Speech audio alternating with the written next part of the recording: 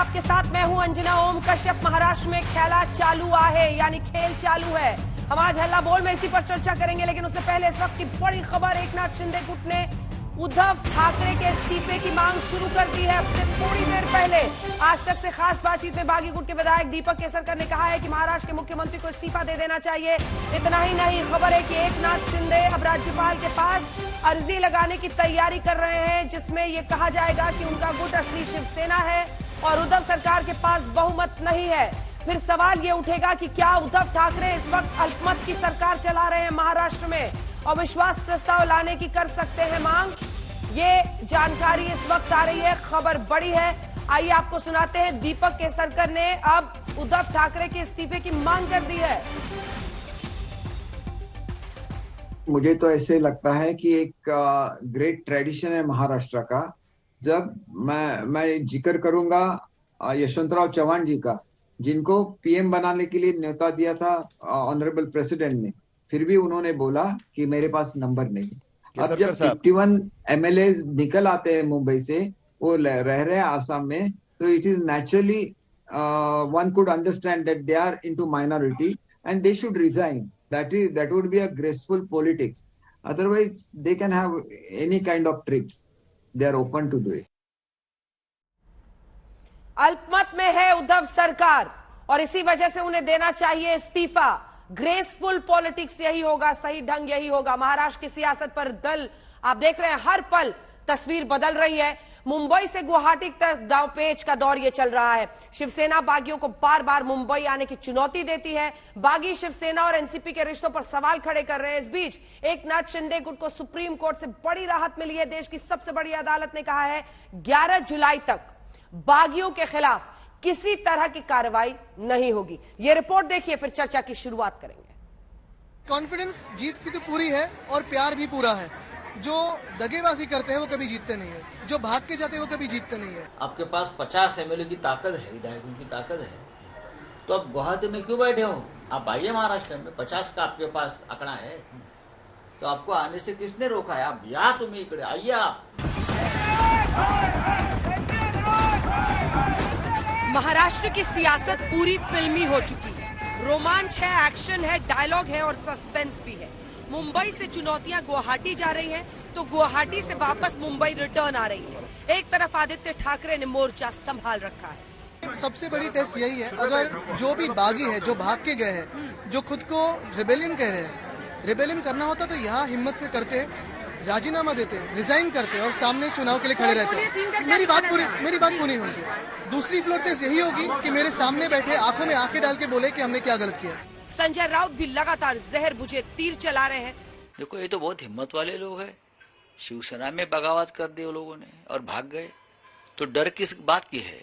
अगर आपको समर्थन है, आपके साथ लोग हैं, तो डरने की और भागने की जरूरत नहीं है। बात रही मेरे वक्तव्य की, मेरे वक्तव्य तोड़मोड़ करो, उसका सब न्यायालय में बता रहे हैं कि मैंने इतना ही कहा कि जो लोग 40 लोग वहां गए हैं, वो सिर्फ शरीर उनका चल रहा है, बाकी तो उनका आत्मा मर गया है। ऐसे मरे हुए लोगों को क्या मुंबई में हम स्वागत करेंगे? वो तो सिर्फ जिंदा लाशें यहाँ आएगी। शिवसेना अपने बागियों को गुवाहाटी से मुंबई आने पर मजबूर करने की रणनीति अपना रही है और दूसरी ओर गुवाहाटी में बैठे बागी शिवसेना समर्थकों का कहना है कि एनसीपी के साथ रिश्ता पार्टी के मूल सिद्धांतों के खिलाफ है। बागी गुट के दीपक केसरकर ने खुली चिट्ठी लिखी और संजय राउत के खिलाफ जोरदार निशाना साध दिया।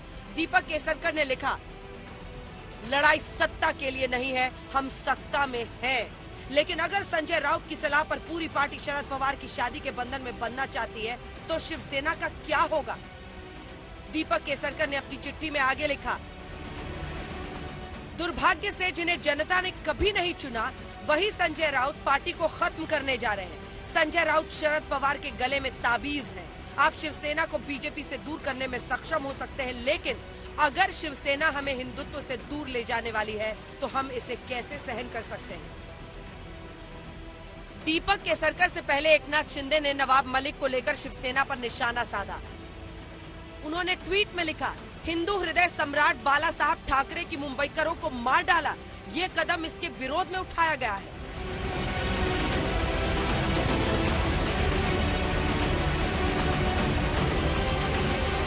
शरद पवार साहब इस देश के राज्य के बड़े नेता है, बाला साहब ठाकरे के करीबी मित्र भी रहे हैं, मददगार है सबके।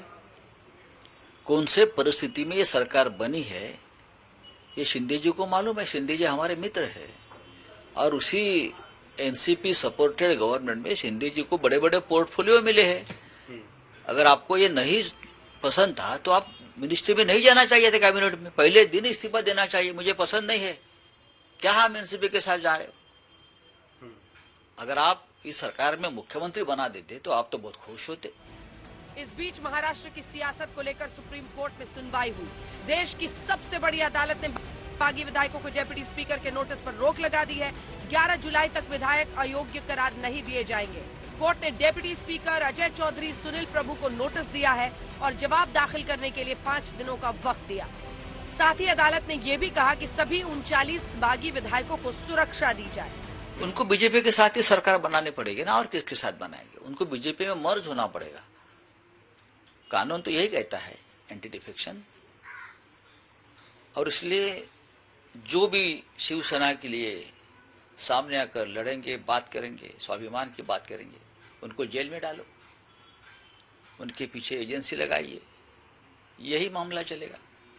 खुद एकनाथ शिंदे को एजेंसी ने डरा धमका कर वहां भेज दिया है। मैं आपको बताना चाहता हूँ, सबको मालूम है। शिवसेना कोर्ट का सम्मान तो कर रही है, लेकिन बागियों को राहत देने के मूड में नहीं है। कोर्ट ने दूसरी साइड को टाइम फाइल करने का रिप्लाई फाइल करने का टाइम दिया है और इन द मीन टाइम ये कहा है कि हमारा समय जो आज एक्सपायर कर रहा था 5 बजे 27 को, वो रिप्लाई फाइल करने का टाइम 12 जुलाई तक एक्सटेंड का 12 या 11 वो आप चेक कर लीजिएगा, एक्सटेंड कर दिया गया है। और दूसरा जो 39 MLAs हैं, उनके फैमिली मेंबर्स हैं एटसेट्रा, उनकी लाइफ एंड लिबर्टी को स्टेट गवर्नमेंट प्रोटेक्ट करेगी और स्टेट गवर्नमेंट ने अंडरटेकिंग भी दी है कि वो कर रही है और करेगी भी। उधर कानूनी और सियासी दांवपेच के बीच महाराष्ट्र में बवाल बढ़ रहा है। कहीं एकनाथ शिंदे के समर्थकों ने संजय राउत के खिलाफ मोर्चा खोल रखा है, तो कहीं शिवसेना समर्थकों ने बागियों के खिलाफ जंग का बिगुल फूंक दिया। आज तक ब्यूरो। सूत्रों के हवाले से खबर आ रही है कि शिंदे फ्लोर टेस्ट की मांग कर सकते हैं। राज्यपाल से भी मिलकर वो ये कह सकते हैं कि हमने अपना समर्थन विड्रॉ कर लिया है, ये सरकार अल्पमत में है। फ्लोर टेस्ट की मांग कर सकती है बीजेपी, ये खबर इस वक्त आ रही है। राज्यपाल फ्लोर टेस्ट के लिए कह सकते हैं, सूत्रों के हवाले से ये खबर आ रही है इस वक्त। आपको बता दें, सुप्रीम कोर्ट में सुनवाई के बाद बीजेपी की अब तैयारी है। फ्लोर टेस्ट की मांग राज्यपाल के सामने रखी जा सकती है बीजेपी की तरफ से। ये बड़ी खबर है इस वक्त की, क्योंकि जिस तरह से अधर में महाराष्ट्र की सियासत इस वक्त लटकी हुई है, महाराष्ट्र सरकार लटकी हुई है, और ये सवाल उठ रहे हैं कि क्या अल्पमत की सरकार उद्धव ठाकरे चला रहे हैं। इन सब पर पूर्ण विराम तभी लगेगा जब एक फ्लोर टेस्ट होगा। और सूत्रों के हवाले से खबर आ रही है फ्लोर टेस्ट की मांग कर सकती है बीजेपी। हालांकि एकनाथ शिंदे का पूरा गुट जो है, जिसमें 39 है, 39 शिवसेना के विधायक और अन्य 9, उन सब के साथ वो अब भी टिके हुए हैं गुवाहाटी में। आंकड़ा 51-52 तक भी पहुंच सकता है, ये दावा उनका पक्ष आज कर रहा है। दीपक केसरकर ने कहा है उद्धव ठाकरे को इस्तीफा देना चाहिए। बृजमोहन श्रीवास्तव जी हमारे साथ नेता एनसीपी के जुड़ रहे हैं। संजना घाड़ी हमारे साथ प्रवक्ता शिवसेना की जुड़ रही हैं।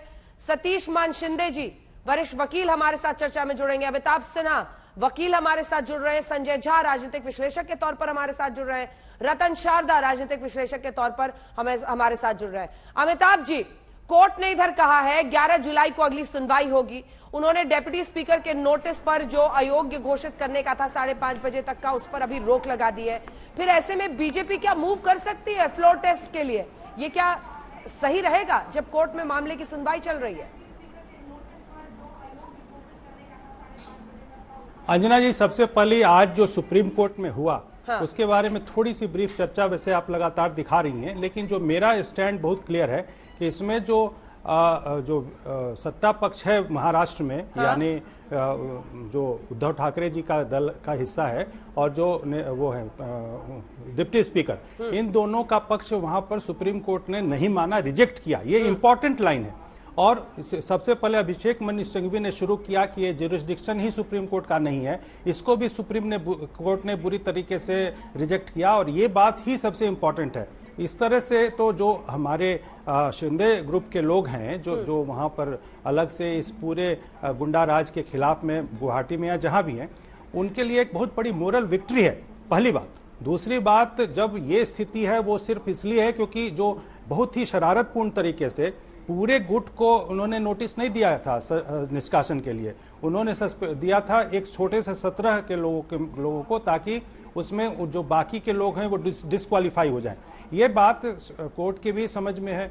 और सबसे बड़ी बात क्या है कि अब जो सवाल मैंने पूछा था उस पर आप आ जाएं, क्योंकि आपने बैकग्राउंड दे दिया, ये सब हम अपने दर्शकों को बता रहे हैं। सर अभी ये बड़ी खबर है सर, इस पर अमिताभ जी, क्या ऐसे वक्त पर बीच में फ्लोर टेस्ट की संभावना बनती है, ये बताइए। इसमें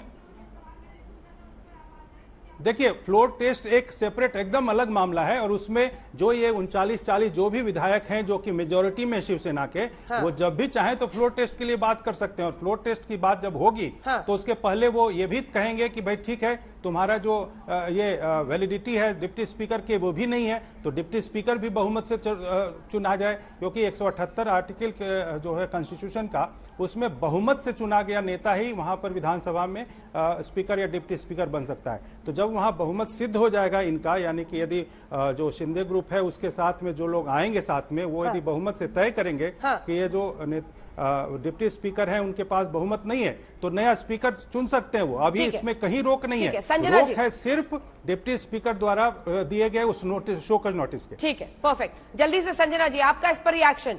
खबर ये आ रही है कि शिंदे फ्लोर टेस्ट की मांग कर सकते हैं, बीजेपी भी मूव कर सकती है, राज्यपाल कदम उठा सकते हैं। अब देखिए कोर्ट में ही, आप देखिए संजना जी, आज कहा है एकनाथ शिंदे बागी गुट ने कि आप फ्लोर टेस्ट कराइए, हम फ्लोर टेस्ट का सामना करना चाहते हैं। तब वहां पर जो देवदत्त पटनायक आपकी तरफ से वकील थे, उन्होंने कहा कि वो इसके खिलाफ जा रहे हैं। फ्लोर टेस्ट से क्यों घबराना? अब फ्लोर टेस्ट आप ही कहते थे ना कि जो भी होगा सदन में तय होगा।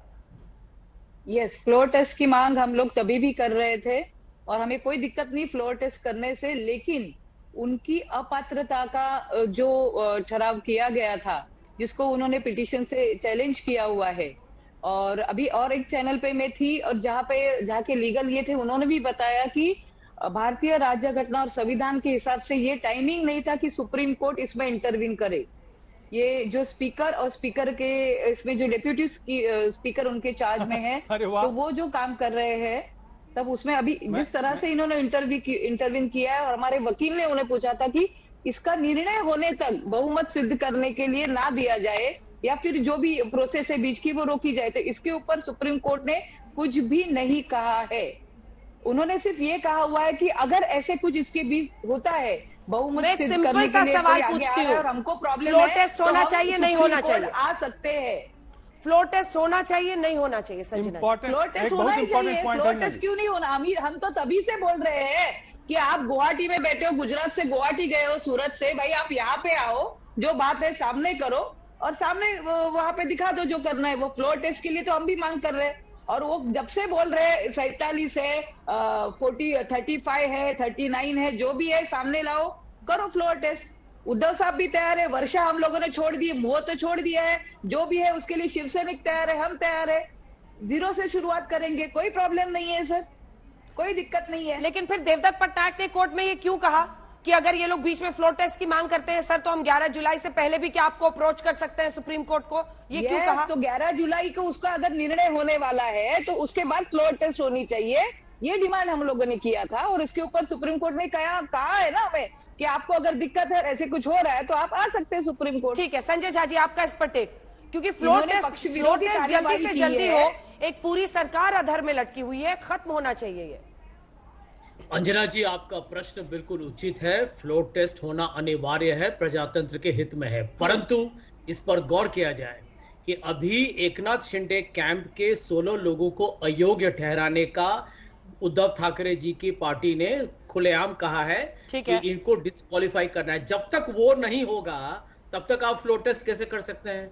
तो ये जो शिवसेना जी की जो प्रवक्ता कह रही है बिल्कुल ठीक कह रही हैं। सज्जन जी ने सही कहा, यदि वो डिस्क्वालीफाई ही हो गए तो वो तो 2/3 उनको होगा ही नहीं, तो इसका मतलब डिस्क्वालीफाई कहां हो गए? संजय जी, आपने कोर्ट की प्रोसीडिंग सुनी है? कोर्ट में आज जो सबसे सख्त टिप्पणी की गई सर, वो टिप्पणी की गई है डिप्टी स्पीकर पर कि अपने ही मामले में वो खुद ही जज बन गए और खुद ही उन्होंने फैसला ले लिया। पहले उन्होंने जवाब मांगा है डेप्यूटी स्पीकर से।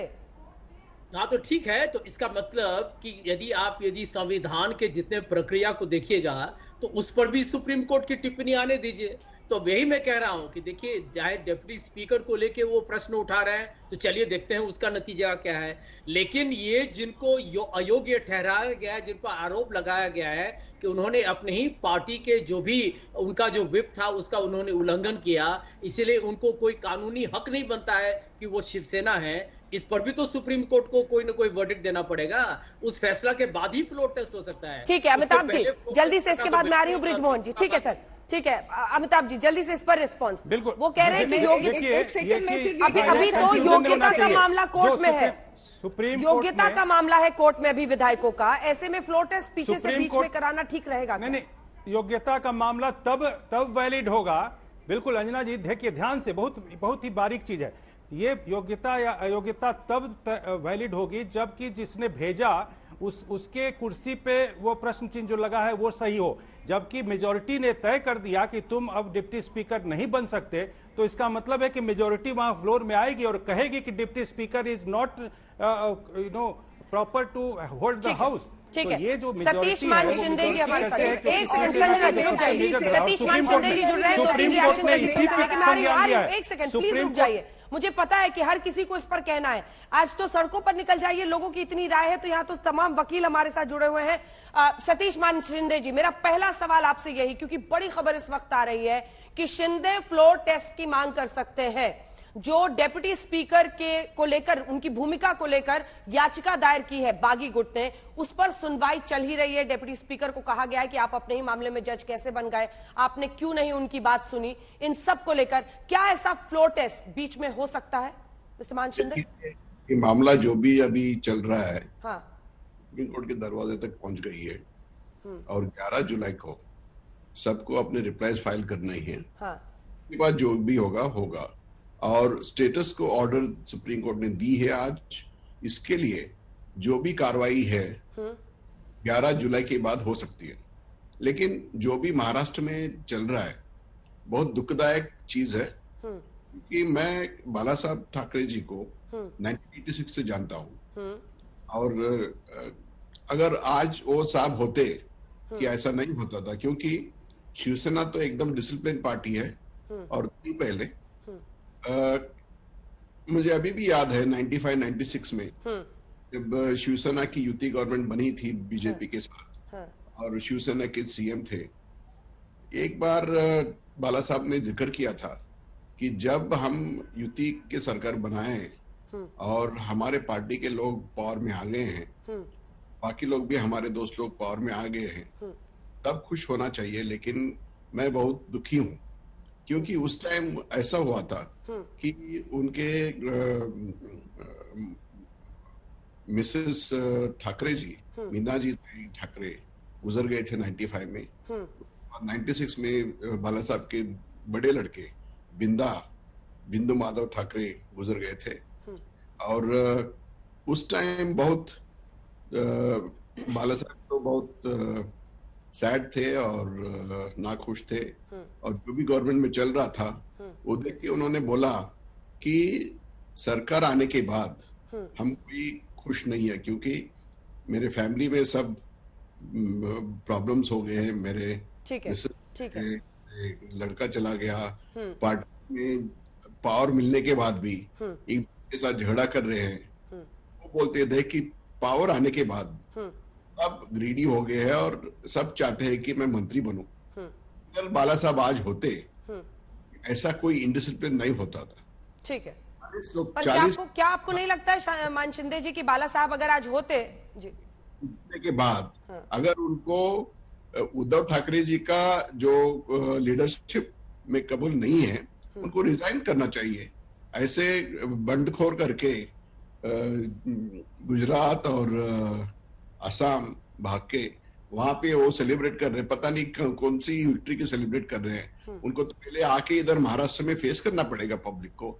दूसरी बात है कि लेजिस्लेचर में जाके जो भी उनको पावर दिखाना है अपना दिखा सकते हैं, लेकिन सुप्रीम कोर्ट में जाने के बाद कार्रवाई ले सकते हैं और तो सिर्फ 11 जुलाई के बाद ले सकते हैं। आपने अपनी बात की शुरुआत की थी कि बाला साहब को बहुत चोट पहुंचती, क्या आपको लगता? सर मैंने आपकी बात सुन ली सर, आपने कहानी के साथ पूरी बातें अपनी बता दी। एक दो सवाल भी पूछ लेने दीजिए, एक दो सवाल तो पूछ लूं मैं आपसे, क्योंकि एक तरफा बात नहीं होनी चाहिए ना। बाला साहब को तो इस बात पर भी बहुत दुख होता कि कांग्रेस के साथ समझौता कर लिया सत्ता के लिए। बाला साहब को तो इस बात पर भी बहुत दुख होता कि किस तरह से अपने ही लोगों के घरों पर धमकाया जा रहा है, दफ्तरों को तोड़ा जा रहा है। सर इसीलिए मैंने बोला था कि कल परसों कि अगर बाला साहब होते, बीजेपी और शिवसेना का जो गठबंधन था वो कभी टूटता नहीं था। मुझे अभी भी याद है 2002 के साल में जब गोवा के बीजेपी का चल रहा था, उस टाइम मोदी जी को गुजरात चीफ मिनिस्टरशिप से हटाने का कोशिश। उस टाइम अरुण जेटली साहब ने बाला साहब से आके मुलाकात की थी। उस टाइम सिर्फ बाला साहब ठाकरे ने मोदी जी का समर्थन किया था और इसकी वजह से मोदी जी बच गए थे और उनको निकाला नहीं गया। उनके पार्टी में बहुत से लोग थे। इसीलिए मैं बोलता हूं कि इनका जो रिलेशनशिप था मोदी जी का और बाला साहब का बहुत एकदम क्लोज रिलेशनशिप था। इसकी वजह से एक दूसरे को मानते थे और रेस्पेक्ट करते थे। और मेरे ख्याल से अगर बाला साहब होते, कभी भी बीजेपी और शिवसेना का गठबंधन टूटता नहीं था। और जो के बाद चली है वो तो अनहोली सरकार चल रही थी महाराष्ट्र में। फिर भी मेरा यही विनती है कि अगर आप खुश नहीं है, आप सब अपने पावर लेके, आप अपना पूरा असेंबली को डिसॉल्व करके वापस इलेक्शन डिक्लेयर करके, जो महाराष्ट्र में चल रहा है 7-8 बरस से वो अच्छा नहीं है। महाराष्ट्र स्टेट जो है एकदम प्रोग्रेसिव स्टेट। ये फैसला किसको लेना होगा? अगर असेंबली डिसॉल्व करना है, ये फैसला किसको लेना होगा? चीफ मिनिस्टर को। तो आप ये कह रहे हैं कि उद्धव ठाकरे सही फैसला नहीं ले रहे हैं, उनको ऐसा फैसला लेना चाहिए चुनाव में जाने का? उनके तो बहुत से एडवाइजर्स है, कांग्रेस के भी है, एनसीपी के भी है, खुद की पार्टी के लीडरशिप उनको एडवाइस किया होगा। लेकिन जो आज तक चल रही है महाराष्ट्र में पिछले 7-8 साल से, ये बहुत दुखदायक है। और ऐसे एडमिनिस्ट्रेशन कभी पब्लिक ने देखी नहीं थी। और एक गवर्नमेंट आने के बाद अपोजिशन को शांत रहना चाहिए 5 बरस के लिए। एक दूसरे को खींचने की देख रहे हैं, ये अच्छा नहीं। ठीक है, आप बने रहिए। एक दो सवाल और है सर। देखिए, आपने कहा कि उन लोगों को वहां जाकर नहीं रहना चाहिए, इस्तीफा देना चाहिए, लेकिन वो तो कह रहे हैं कि हम उद्धव ठाकरे से मिलना चाहते थे, वो हमें वक्त नहीं दे रहे थे। अब आदित्य ठाकरे ने कहा कि इससे पहले हमने एकनाथ शिंदे को मुख्यमंत्री पद दिया था, कल उन्होंने कहा है मई के महीने में ही। लेकिन ऐसे में अगर पद नहीं लिया एकनाथ शिंदे ने तो ये वैचारिक लड़ाई है। और ये सवाल है कि क्या जो हिंदुत्व था शिवसेना का वो डाइल्यूट किया जा रहा है एनसीपी और कांग्रेस के अलायंस की वजह से? यही तो पूरी लड़ाई है जो वो लोग बार बार कह रहे हैं। और इसमें वो कह रहे हैं, देखिए 106 एमएलए वाली पार्टी बीजेपी और इधर 55 एमएलए वाली शिवसेना, लेकिन मुख्यमंत्री की पद को लेकर जो लड़ाई हुई बात नहीं बनी। एक बार जल्दी से ये खबर अपने दर्शकों को बता देते हैं और हमारे सहयोगी इस पर जुड़ रहे हैं। फ्लोर टेस्ट की मांग हो सकती है। फ्लोर टेस्ट की मांग का मतलब ये होगा कि अब सदन में फैसले की घड़ी क्या आ चुकी है। हमारे साथ हमारे सहयोगी पारस इस पर जुड़ रहे हैं। पारस, क्या बीजेपी इसकी मांग करेगी फ्लोर टेस्ट की? एकनाथ शिंदे करेंगे? क्या खबर आ रही है? बीच में यह भी कहा गया कि राज्यपाल स्वतः संज्ञान भी ले सकते हैं। क्या खबर आ रही है पारस? अंजना का जो गतिविधियां हैं वो अब बढ़ने लगी हैं। अब ये हम कह सकते हैं कि जल्द से जल्द कुछ न कुछ फैसला जो है वो जल्द से जल्द आ सकता है। ऐसे में ये बात अब सामने आ रही है कि राज्यपाल चाहें तो संज्ञान ले सकते हैं और जल्द से जल्द फ्लोर टेस्ट करवाने के लिए मांग कर सकते हैं। वहीं एक तरफ हम नंबर गेम की बात करें तो नंबर गेम पूरी तरीके से एकनाथ शिंदे के पक्ष में है। उनके पास नंबर है और वो भी जल्द से जल्द कोशिश करेंगे कि किसी तरीके से फ्लोर टेस्ट हो जाए और इस पूरे मामले को अब जल्द से जल्द निपटाया जाए। ऐसे में अब जब राज्यपाल ठीक हो गए हैं तो राज्यपाल जो है पूरी तरीके से उनके हाथ में ये चीज है कि वो फ्लोर टेस्ट करवा सकते हैं और जल्द से जल्द फ्लोर टेस्ट होगा, इसकी हमें बात सामने आ रही है। तो ये बहुत महत्वपूर्ण है। लेकिन अभी तक तो पारस दूसरे खेमे से, उद्धव खेमे से फ्लोर टेस्ट के खिलाफ ही बयान आ रहा है। वो कह रहे कोर्ट में मामला चल रहा है। जी बिल्कुल, जिस तरीके से माननीय सुप्रीम कोर्ट ने कहा है वही सूत्र यही बता रहे हैं कि फ्लोर टेस्ट आप कर सकते हैं। राज्यपाल कहेंगे आप फ्लोर टेस्ट कर सकते हैं, बाकी मैटर जो है वो आगे बढ़ता रहेगा, चीजें जो है वो आगे चलती रहेंगी, बट फ्लोर टेस्ट करवाना बहुत जरूरी है, क्योंकि अगर फ्लोर टेस्ट नहीं होता है तो सरकार ऐसे ही आधे में लटकी रहेगी। तो फ्लोर टेस्ट करवाना बेहद जरूरी है। और शिवसेना अभी तक इस बारे में कुछ बोलना नहीं चाहता है, क्योंकि वो बहुत सारी चीजों में फंसे हुए हैं, इसलिए शिवसेना इसके बारे में कुछ बोल नहीं पा रही है। मगर फ्लोर टेस्ट जो है वो जल्द हो सकता है, ऐसी खबरें जो है वो सामने आ रही हैं। ठीक है, वन शिंदे जी एक रिएक्शन इस पर चाहते हैं। फ्लोर टेस्ट जल्दी होना क्या महाराष्ट्र के हित में नहीं होगा? आपने भी कहा ये बातें मुझे दुखी कर रही है परिस्थिति, क्योंकि अल्पमत की सरकार भी तो नहीं चलनी चाहिए ना कहीं पर, और उसकी वजह से सारा काम लटका हुआ है। सुबह से रात तक बस यही चल रहा है, बाप तो कभी पोस्टमार्टम करेंगे, जिंदा लाशें आ रही है, पूरी सरकार एक अधर में लटकी हुई है। अगर ये लोग गुवाहाटी तक चले नहीं जाते, ऐसा मामला नहीं हो सकता था। लेकिन जो भी है, फ्लोर टेस्ट होना ही है। जो भी अपना बल दिखाना है तो आप फ्लोर टेस्ट के लिए तैयार होना चाहिए। और अगर समझिए कि अगर हार गए present government, I am sure they will declare elections immediately. ठीक है, आपको लग रहा है कि चुनाव इमिनेंट है और चुनाव होने चाहिए। बृजमोहन जी, जल्दी से एक रिएक्शन अब मैं आपका चाहती हूं इस पर। फ्लोर टेस्ट के लिए तैयार है या नहीं है एनसीपी? देखिए, राष्ट्रवादी कांग्रेस पार्टी और महाविकास आघाड़ी सरकार दोनों ही फ्लोर टेस्ट के लिए तैयार है, पहले दिन से तैयार है। मुद्दा इसमें यह आ रहा था कि फ्लोर टेस्ट की मांग कौन करेगा। ये तो मांग करने का काम तो करना है उन लोगों को जो पीड़ित है, जिनको ऐसा लगता है कि हम बहुमत में नहीं है। हमारी मान्यता तो ये कि हम लोग बहुमत में हैं और हमारी सरकार महाराष्ट्र में बेहतर तरीके से काम कर रही है, कानून व्यवस्था पूरी तौर से हमारे हित में है, और हमारे आदरणीय मुख्यमंत्री और जो उपलब्ध जो मंत्री हैं वो अपने अपने विभागों का बेहतर तरीके से संचालन कर रहे हैं। 13 करोड़ लोग रहते हैं महाराष्ट्र में, लेकिन आप देखिए अंजना जी कि उसमें से कुछ लोग ही इस बात की शिकायत कर रहे हैं कि वहां पर कानून व्यवस्था ठीक नहीं है। और जो मुझे ऐसा लगता है कि कानून व्यवस्था बिगाड़ने वाले लोग भी वही हैं जो गुवाहाटी में बैठकर अपने कार्यकर्ताओं को यहाँ पे निर्देश दे रहे हैं। बृजमोहन जी, एक सेकंड में इस पर आऊंगी। इस पर आपने रोज बोला है, यही बात आपका बोलना है कि उन्हीं के समर्थक है, वो हल्ला कर रहे हैं तो वही संभाले। लेकिन आप हैं, संजना जी हैं, एक एनसीपी एक शिवसेना। संजना जी कहती है अभी 11 जुलाई तक कैसे हो सकता है फ्लोर टेस्ट, आप कह रहे हैं फ्लोर टेस्ट के लिए तैयार है, तो आप लोग आपस में कोऑर्डिनेट करें। फ्लोर टेस्ट के लिए हम डे 1 से तैयार है। हम बुला रहे हैं उनको गुवाहाटी से, यहाँ पे आओ, जो करना है महाराष्ट्र में आके करो, हम लोग उसके लिए तैयार है। लेकिन मैं कायदे की बाजू बता रही हूँ कि जिस तरह से इन्होंने डिप्यूटी स्पीकर के बारे में जो नो कॉन्फिडेंस मोशन लाने की कोशिश की है एक ईमेल के द्वारा, वो गलत है। और ये जो निर्णय बाकी है उनकी अपात्रता के बारे में, तो उसको होने के बाद ही ये चीज होनी चाहिए। ये हमारी डिमांड सुप्रीम कोर्ट के पास रहेगी।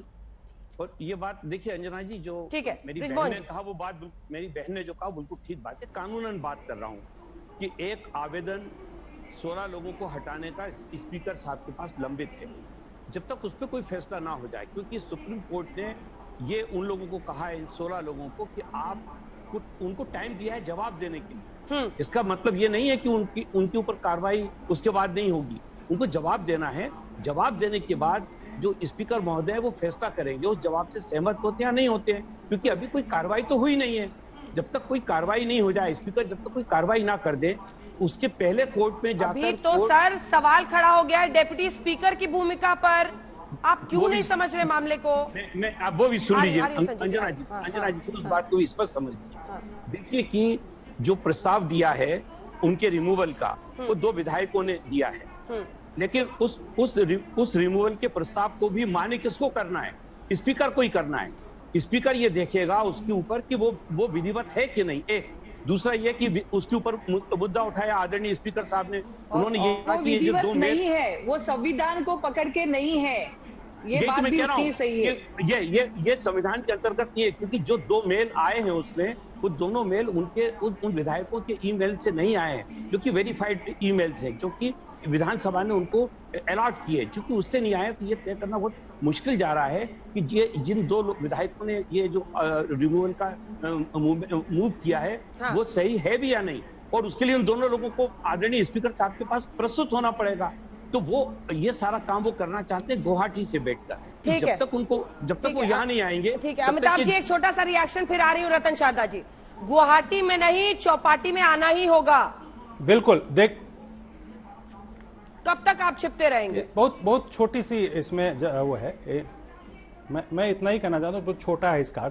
देखिए, जो अभी सुप्रीम कोर्ट में मामला है, उसमें जो पिटीशन फाइल हुई है, उसमें भी इनकी ओर से जो शिंदे ग्रुप है उसने कहा है कि हम इनसे अपना विश्वास मत वापस लेते हैं। नंबर 1, ये बहुत इंपॉर्टेंट है जो सुप्रीम कोर्ट के एफिडेविट में है। इन लोग की बातचीत अभी तक है कि वेरीफाइड मेल है कि नहीं, अब इससे ज्यादा वेरीफाइड क्या होगा? नंबर 1। नंबर 2 कि ये 17-16 की बात नहीं है, ये 39-40 की बात है, ये भी अब क्लियर है। तो मोटी बात तो यह है कि जब सभी लोगों का एफिडेविट सुप्रीम कोर्ट में लग गया है, तो इसका मतलब क्या है कि मेजॉरिटी जो है अब तय करेगी under article 178 of the constitution कि जो विधानसभा का जो अध्यक्ष होगा वो बहुमत के आधार पे होगा, और बहुमत जो चाहेगी वही विधानसभा का अध्यक्ष होगा। तो इसके लिए गवर्नर यदि हाउस कन्वीन करते हैं तो उस पर यह स्टेटस को लागू नहीं होगा, क्योंकि स्टेटस को जो लागू हो रहा है वो इस प्रश्न पे लागू हो रहा है कि जो अभी डिप्टी स्पीकर ने नोटिस दिया है, उस नोटिस का बोल सकते हैं फडणवीस और अजीत दादा की शपथ लेने आप के लिए। एक मिनट धैर्य रखिए, शिवसेना की जो प्रवक्ता है उनको चुप कराइए। मैं लीगल पॉइंट दे रहा हूं, इनको समझ नहीं है। मैं अंजना जी, चलिए ठीक है, बात पूरी कीजिए। अब अमिताभ जी, मुझे अन्य मेहमानों के पास जाना है। शिवसेना के प्रवक्ता को जरा शांत कराइए। सुबह शपथ करा दिया था देवेंद्र फडणवीस और अजीत पवार का, वो उसको रेफर कर रही है, वैलिड पॉइंट है। एक और बड़ी खबर इस वक्त आ रही है, आपको बता दें। एक और खबर आ रही है, सोशल मीडिया पर इस्तीफा देना चाहते थे उद्धव ठाकरे, सूत्रों के हवाले से खबर आ रही है। क्या संजना जी आप इसकी पुष्टि कर सकती है? शरद पवार ने उद्धव को इस्तीफा देने से रोका था। संजना जी, उद्धव जी उस दिन भी इस्तीफा देने के लिए तैयार थे। वो कह रहे थे आप यहाँ पे आओ, आप हमारे लोग हो तो महाराष्ट्र में आओ, महाराष्ट्र में आकर मुझे कहो कि हमें आपका नेतृत्व मान्य नहीं है, तो मैं मुख्यमंत्री पद का ही नहीं, मैं शिवसेना को समझ में नहीं आ रहा है, रिजाइन दे दूंगा। अरे मैडम, ये आप लोग को समझ नहीं आ रहा है कि उन्हें वो मान्य नहीं है? आपको ये समझ में नहीं आ रहा है कि वो उनके लिए मान्य नहीं है? मैं बता रही हूँ आपको। एक सेकंड एक साथ इनको एक बार उनको मेरे साथ चाहिए, उसकी लालसा को पूरा करने के लिए बीजेपी ने ये 39-40 लोगों को अपने साथ लगाया हुआ है। संजना, ये भारतीय जनता पक्ष की नीति है। संजना जी, आपको मेरी आवाज आ रही है? संजना जी, हम लोग जान रहे हैं तो संजना जी उसको पूरा पढ़ने की आवाज आ रही है क्या मेरी? नहीं तो ऑडियो फिर से कनेक्ट करना पड़ेगा। प्लीज आप सवाल भी सुनिए, धारा प्रवाह मत बोलिए, थोड़ा बीच बीच में सवाल भी सुन लीजिए, उसका जवाब दीजिए। आप ही से पूछ रही हूँ। मेरा सवाल आपसे यह है कि अभी भी इस बात में कोई शक है क्या कि वो उद्धव ठाकरे नहीं एकनाथ शिंदे को अपना नेता मान रहे हैं? वो खुलकर कह रहे हैं। एक सेकेंड हैप्पी बर्थडे का वीडियो आता है, वहां पर एक से एक आयोजन किए जा रहे हैं, सबका वीडियो जारी किया जा रहा है। अभी भी आपको लग रहा है उनकी कनपट्टी पर कोई बंदूकियां, देखिए वहां पे हैप्पी बर्थडे टू यू का गाना चल रहा है, एकनाथ शिंदे का पैर छू रहे हैं वहां पर लोग। ये देखिए, अभी केक खिलाएंगे, उसके बाद पैर छुएंगे। तो उसमें और अभी भी आपको शक ही है इस बात में? 21 एमएलए है। हेलो, हाँ बोलिए संजना जी। उसमें से ही 21 एमएलए है जिनके फैमिली मेंबर्स है, जिनकी बीवियां है या बच्चे, वो कह रहे हैं कि हम लोग इससे सहमत नहीं है। हमारे घर वाले, मतलब उनके एमएलए जो भी है वहां के, वो सहमत नहीं है। उनको वहां पे जबरन लेके जाया गया है। इसलिए हम चाहते थे कि ये महाराष्ट्र में परिवार वाले कह रहे हैं। कई परिवार वाले तो ये भी कह रहे हैं कि उनको धमकी मिल रही है, वो डरे हुए हैं। राज्यपाल ने उनकी सुरक्षा के लिए मांग की है। ये 21 से 23 लोगों के घर वाले उनके थ्रू है, और इसके लिए हम चाहते हैं कि वो फ्लोर टेस्ट पे आए। अच्छी बात है, संपर्क में आप फैमिलीज के साथ, लेकिन मैडम अल्टीमेटली एमएलए ही डिसाइड करेंगे। अगर वो नहीं आ रहे हैं, वहां पर हैप्पी बर्थडे टू यू कर रहे हैं, तो मामला गंभीर है। वो उद्धव ठाकरे की नेतृत्व को वहां पे दिखाया जा रहा है। जो चित्र वहां गुवाहाटी में, देखिए सूरत से सावंत साहब आपके साथ थे ना कल तक? गुवाहाटी क्यों जाना पड़ा इन्हें? सावंत साहब थे ना आपके साथ? एक सेकंड मैडम, ये सावंत साहब जो मंत्री हैं, ये थे ना आपके साथ? ये भी चले गए, एक भी मंत्री नहीं आदित्य ठाकरे को छोड़कर। हाँ, हम मान्य करते हैं ना, हम लोग हमारे साथ थे परसों सेना भवन में, वो भी चले गए, बैठे थे, बिछड़े सभी बारी बारी। ये संजय जी, मैडम इन सबको मैं बताती हूँ आपको ना, ईडी का नोटिस दिखाया जा रहा है, ये घर में आ जाएगा दिखाया जा रहा है। बोले उन्होंने, कुछ जन को वो बोल के गए हैं, ये चीज है। एकनाथ शिंदे जी के जोशी जी है, उनके पीए, उनको ईडी की नोटिस आई। ये अभी यामिनी यादव है, ये अभी क्या दूध के दूल्हे होने वाले हैं? आपके सारे मंत्री, आपके सारे विधायक ईडी से डर के चले गए। जी संजना जी, आपकी बात समझ गई। ये केंद्र सरकार जो ईडी सीबीआई उनके पीछे कमेंट जल्दी से, उसके बाद केंद्र सरकार उनको सुरक्षा प्रदान करेगा। जल्दी से मिस्टर संजय झा। अंजना जी देखिए, यदि ये 16 लोगों को इन्होंने अयोग्य ठहराया, मान लीजिए कि ये उच्चतम न्यायालय ने उस पर उनकी भी वर्डिक्ट सहमति रखती है, तो इनको तो निष्कासित किया जाएगा शिवसेना से। तो देखिए, अंत में चुनाव दो ही चीज हो सकते हैं। सबसे पहले तो 11 जुलाई के पहले फ्लोर टेस्ट होगा ही नहीं, क्योंकि सुप्रीम कोर्ट ने यदि उनको 11 जुलाई का टाइम दे दिया है, मतलब ये मान के चलिए कि उसके पहले फ्लोर टेस्ट नहीं होगा। ये कानूनी तरीके से ये प्रक्रिया का उल्लंघन हो जाएगा, क्योंकि आप कैसे फ्लोर टेस्ट कर सकते हैं जबकि बाकी दो बड़े गंभीर पेचीदा विषय पर कोई फैसला आना अभी तक बाकी है। रतन शारदा जी, आपका कमेंट इस पर। रतन शारदा जी, अगर अयोग्य ये घोषित हो जाते हैं 16, तो आप कैसे उनको अभी फैक्टर इन कर सकते हैं? फ्लोर टेस्ट पहले कैसे करा सकते हैं? धन्यवाद अंजना जी, मैं भूल ही गया था कि मैं टीवी पर हूँ। हमें याद था सर।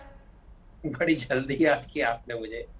देखिए, यहाँ पर लोग बहुत मुद्दे भटकाने की कोशिश कर रहे हैं, पिछले पौने घंटे से मैं देख रहा हूँ। पहली बात तो जिन्होंने कहा कि भी लॉ एंड ऑर्डर बहुत बढ़िया है, वो जानते हैं कि जो लॉ एंड ऑर्डर के ऊपर प्रश्न उठाता है वो जेल जाता है। यहाँ शिवसेना की प्रवक्ता कह रही है कि हम तो कह रहे हैं फ्लोर टेस्ट करो। फ्लोर टेस्ट कहाँ चाहिए आपको? मातोश्री में चाहिए, आपको राजभवन में चाहिए, आपको असेंबली में चाहिए। आप कह रहे हैं हमारे सामने आओ।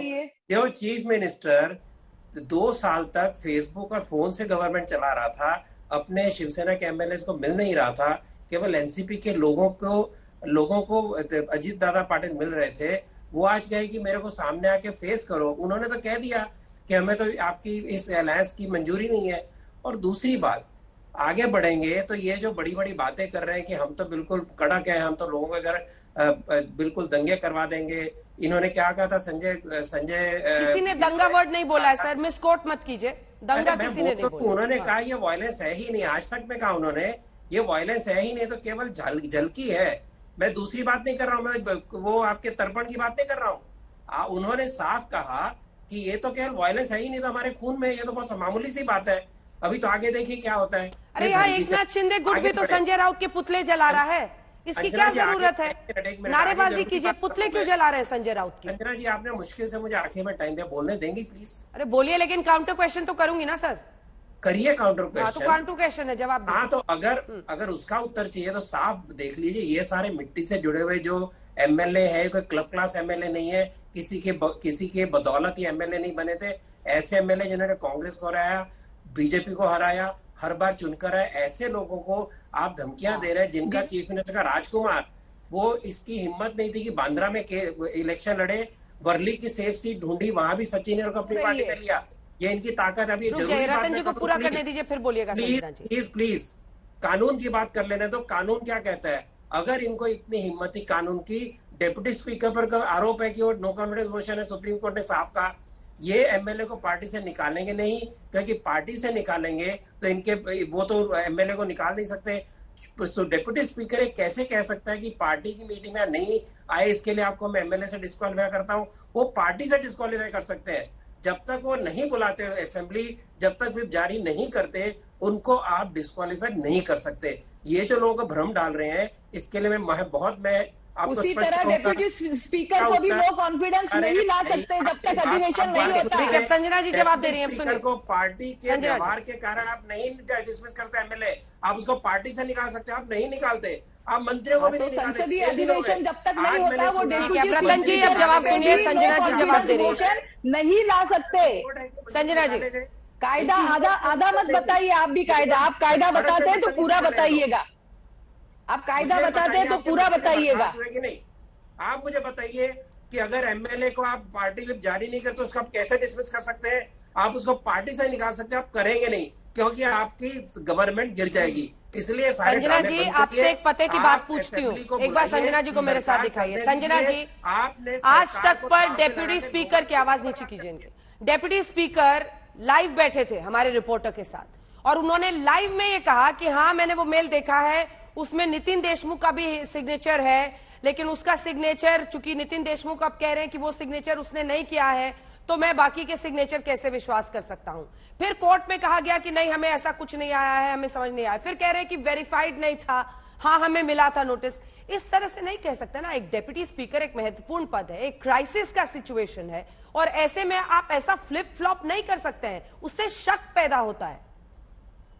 ये सिचुएशन ऐसी थी कि वहां मैंने फिर से बता रही हूँ आपको, जब वहां से 22 से 21 लोगों का फोन आ रहा है, मैसेज आ रहा है उनके फैमिली के थ्रू कि उनको बहका के गलती खाना खाने के लिए जाना है एकनाथ शिंदे जी के घर पे बोल के वहां तक लेके जाया गया चले गए, तो उस पर विश्वास एकनाथ शिंदे के घर में खाना खाना एकनाथ शिंदे हमारे कैलाश पाटिल जो सूरत से पीछे भागे हैं, तो उनका उन्होंने फोटोज भी दिखाए कि किस तरह से वो रास्ते से निकले, कैसे ट्रक पकड़ के आए।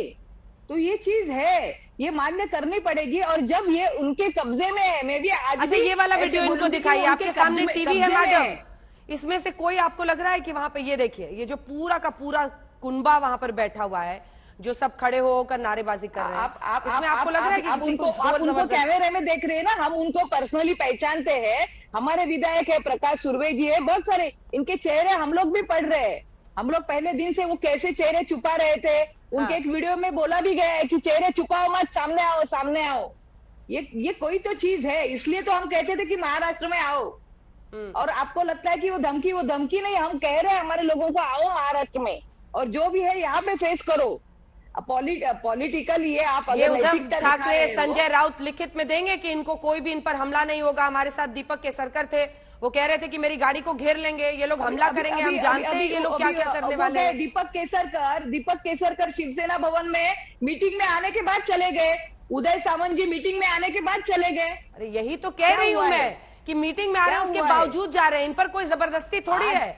ये तो पूछ रहे हैं जिस तरह से दीपक केसरकर जी ने उद्धव साहब का रिजाइन मांगा है, मैं नहीं कह सकती शिवसैनिक क्या करेंगे, मैं झूठ नहीं बोलूंगी आपके चैनल पे। देखिए वही धमकी, मतदार है, क्या करेंगे? मतदारों ने शिवसेना को चुन के दिया है, किसी एमएलए के नाम को चुन के नहीं दिया है। क्या करेंगे क्या करेंगे ये मैं नहीं कह संजना जी, क्या करेंगे शिवसेना वाले, क्या धमकी दे रहे हैं? आप देख रहे हैं क्या कर रहे हैं, वो क्या कर रहे हैं आप बता रही है, आपका मैं सुन रही हूँ, गए 2-4 दिन से अंजना जी आपको भी मैं सुन रही हूँ, आपके चैनल पे क्या दिखा रहे वो भी देख रही हूँ, आपकी जैसे मैं भी देख रही हूँ घर में बैठ के। मैं आपसे फिर पूछ रही हूँ क्या करेंगे?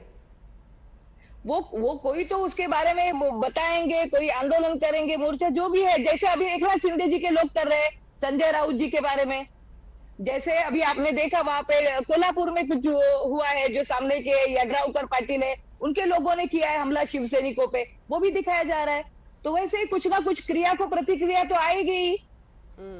कांग्रेस की जुबान भी बोलने लगे हैं आप? नहीं, क्यों? कांग्रेस की ये शिवसेना का जुबान है, ये शिवसेना का स्टाइल है, वो बोल रही हूँ मैं।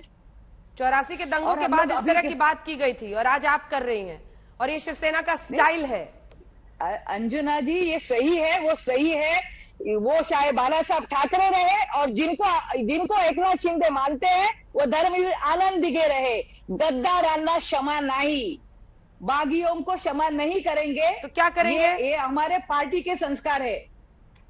क्षमा नहीं करेंगे तो क्या कर देंगे? रास्ते पे आएंगे, हमारा विरोध तो दर्शाएंगे। अब लोग आप दिखा रहे हैं, आप चैनल पे दिखा रहे क्या चल रहा है, मैं देख रही हूँ। चलिए ठीक है, वक्त हमें कि इतने की इजाजत देता है, नहीं तो ये लंबी बातचीत चलती है आपसे, और उम्मीद रखते हैं कि जो आप ये बार बार धमकी के शब्द इस्तेमाल कर रही हैं कि सिखा देंगे, बता देंगे, ये सबसे बचना चाहिए पॉलिटिक्स में। आंदोलन की अपनी जगह है लोकतंत्र में, लेकिन हिंसा के लिए जगह नहीं हो सकती।